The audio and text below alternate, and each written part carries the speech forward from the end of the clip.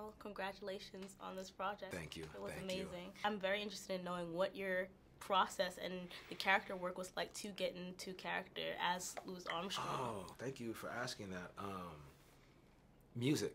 Right. Yeah, I think the way in with Pops is the music. I've listened to everything. You know, what we know about Louis is Hello Dolly, Hello Dolly, Right. and you know, What a Wonderful World and all that when he was older.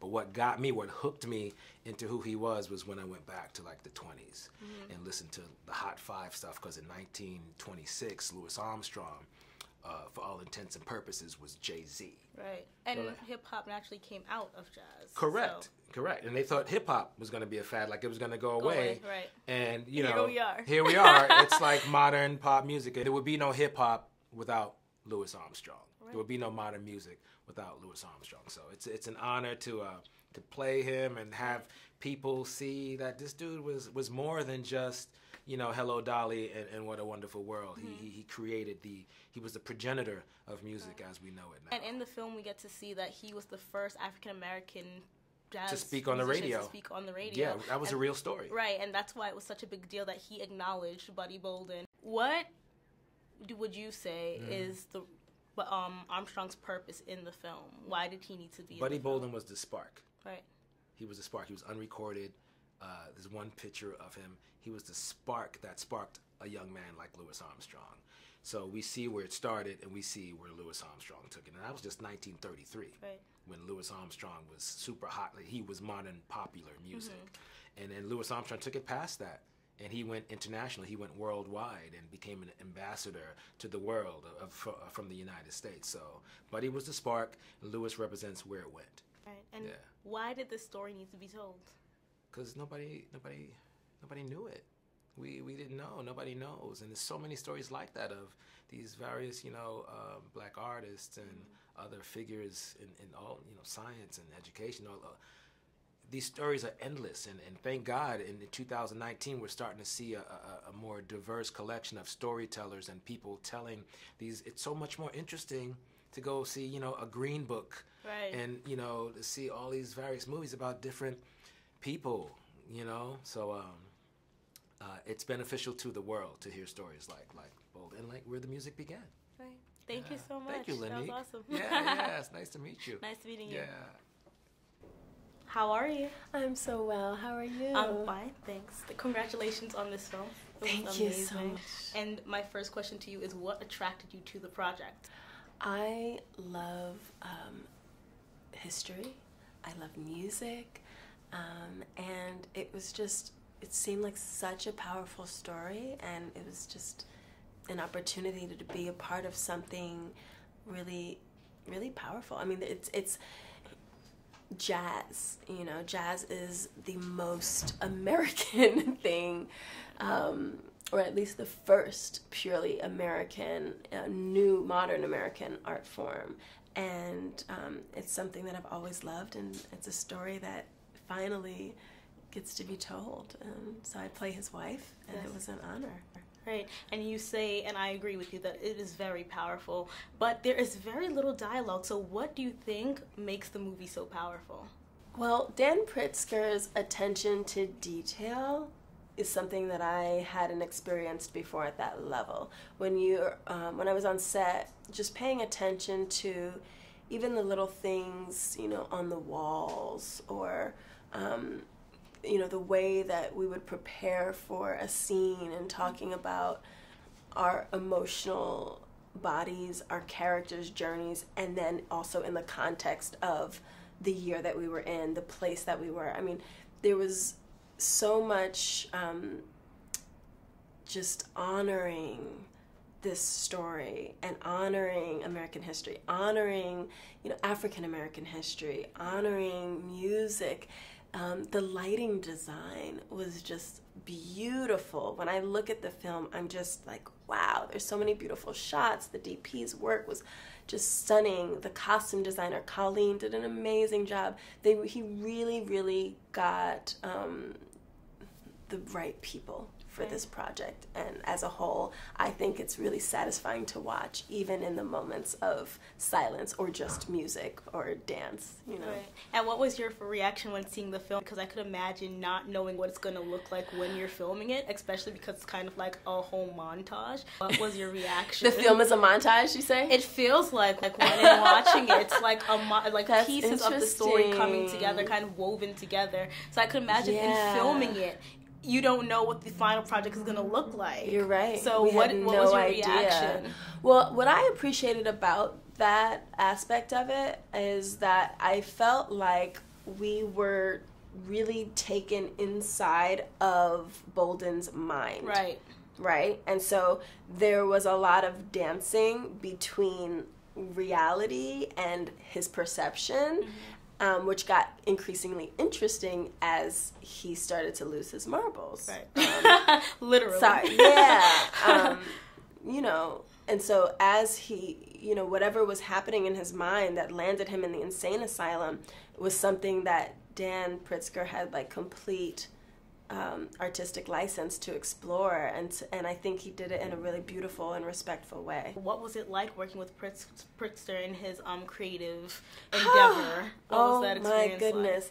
like? It was amazing. Seeing somebody be so passionate about telling a story authentically and just wanting to get it right no matter what, wanting all the details to be authentic no matter what, even in the mythical components of the story. Like I said, there was a lot of artistic license, but it was still, you know, based in truth and based in you know, a passion for jazz music and for this aspect of American culture. And so it was a great example to work with him, you know, as a creative person.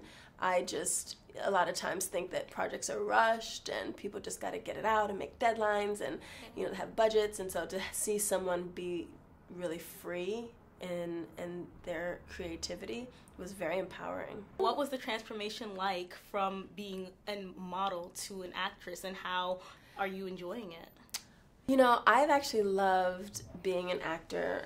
Many people don't know this, but I've been an actor since I was about 11 years old. My first paid job was an educational film, and my acting coach in junior high school is still like a second mom to me, and was always sending me in auditions throughout my teens. And so, yes, I did model along with bartending and teaching at a school and all these other side hustles, because of course in the beginning of your acting career you're not really making that much money. It's hard to support the bills. I was in New York doing theater and pounding the pavement, and so yes, I'm grateful for those days, you know, as a mannequin, but no, for me it wasn't a transition. I've always been an actor, and I'm just so grateful to be continuously getting work, you know. I mean, it's like every actor's dream to have like a steady job, and I have one on NBC with Chicago Med, and it's just like, wow, you know. In the beginning it definitely took a long time to say I'm an actor, because people always want proof of that, and it's been really empowering on my journey to be working with so many different people, from my first gig with Alfre Woodard, Antonio Banderas, and then playing Vanessa Williams' daughter on Ugly Betty, and, you know, Angela Bassett and Whitney, like all these people who I've looked up to for so long, encouraging me and helping me, you know, wear the hat proudly. And yeah, so it's definitely always been a part of me. Awesome. Thank you so much. Thank you. I have so many questions. Yeah. Tell me, is your character real or based on research? Real. He was real. Real. And his first name was Buddy. So, okay, because I did a little research of my own, and I saw Bartley, it was, but his first name was actually Buddy. His first name was actually Buddy. There's not too much like knowing about Bartley either, but there are some references to him, you know, in earlier texts. You know, I did a lot of digging and was really surprised when I found out his name was Buddy, as well as, you know, Buddy Bolden.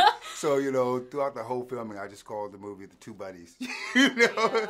Yeah. But it helped me connect really to Bolden, and as his manager in the film. You know, I was like, yeah, well, my name's Buddy too. Of course, it's my boy. Tell me a little bit about that research process, because there isn't a lot of information on either of the men. So what was it like when you finally got your hands on some information and then had to use it to make a whole character?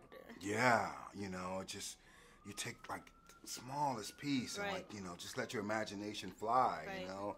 And then the script helps a lot, you know, of course, because it's sort of fantastical in the sense of like we really don't actually know the details of, you know, his everyday life. So we can imagine a lot of it, you know, and build upon that. And the smallest details I got from Bartley, you know, were just fascinating. The fact that he was a promoter, that he did have a hot air balloon, you know. He was a bit of like a Don King, you know, with P.T. Barnum, and the fact that like they were just showmen, you know, and really knew how to like make a buck. I know as an actor you're not supposed to judge your character. Right. But what is your opinion on him? Because he made a promise. I think he was saying like, I can get you where you need to be. You know what? And he did get Bolden where he needed to be, but he also did a lot of damage. Yes. So what was that like in getting into that? Right. Such a sort of like convoluted, complex story, you know, that Bartley was. I mean, intention's all good when he first starts out. I mean, whether he's got the boxing, whether he's got the hot air balloon rides, or whether he's got the music, you know, he's promoting like good things that uplift people. You know, just sort of fairly, you know, not threatening, you know, entertainment. And then he's sort of forced, you know, to spread the stuff in the community, and which brings about the demise of the community, which isn't really too far from what we see today, you know, when they infiltrate like drugs into a community. So he was sort of forced to do that, and, you know, that sort of killed for that too, you know. But it's a duality between like wanting to do good and yet being forced to do sort of this evil thing. I've seen you in other roles, and your role in Luke Cage, Proud Mary, how have those roles helped influence this character? Well, they're all coming from a position of strength, you know, and those kind of characters I like to play. And they're all very different, you know, in their own right. But all kind of very powerful. All kind of very, strong, serious guys, you know. And I've been fortunate, you know, to be able to play those sort of roles. I guess people see me that way, and I really enjoy it, you know. It's always better to be a person that has some power than a person that doesn't. Right. Awesome. So thank you for speaking with me. That was great. My pleasure. Thank you.